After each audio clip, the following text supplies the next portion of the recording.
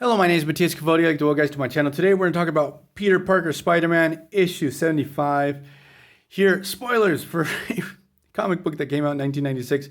We have the death of Ben Reilly and the return of the Green Goblin.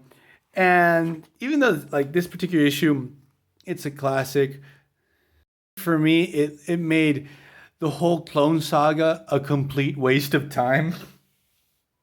And I thank God that back then when I was collecting comic books, I skipped over that whole phase of Spider-Man. At least for me, it wasn't my cup of tea. So we have Spidey. He gets captured by Norman Osborn. Spidey is completely surprised that his worst nemesis, that he thought he was super dead, he's back. He explains that the Goblin formula gave him regenerative powers, that he survived being impaled by his own glider. And now he actually set up this Christmas party at the Daily Bugle with Spider-Man's all of his loved ones, and he's basically going to blow up the place just to get back at Spidey, make him pay for the death of Harry. I've always considered Norman Osborn, the Green Goblin, to be Spider-Man's greatest bad enemy. On top of his villains, his rogues gallery. Doc Ock, they're at a close second place. So the thing is, in a previous issue, Green Goblin also totally obliterated Ben Reilly. He was thought to be the real deal, the original Spider-Man, up until the moment that Green Goblin tells the original Peter Parker, "No, you're the real deal. That whole Clone Saga, I was the one that orchestrated that whole situation just to mess with your head and make your life miserable and ruin everything for you. And also, I was the hand behind the Jackal Miles Warren with the whole cloning thing and stuff like that."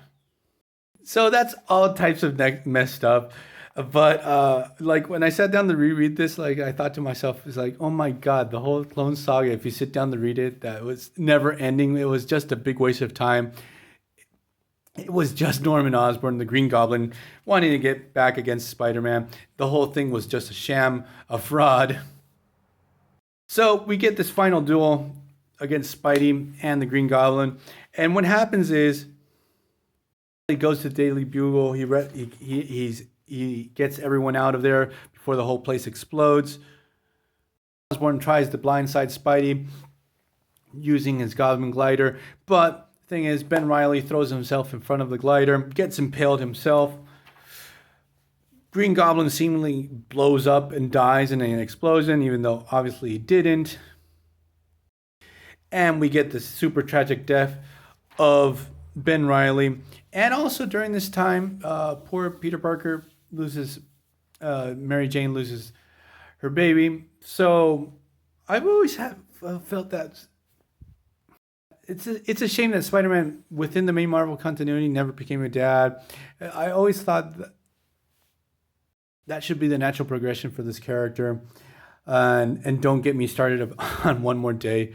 So I hope you guys like this video. See you guys next time. Bye.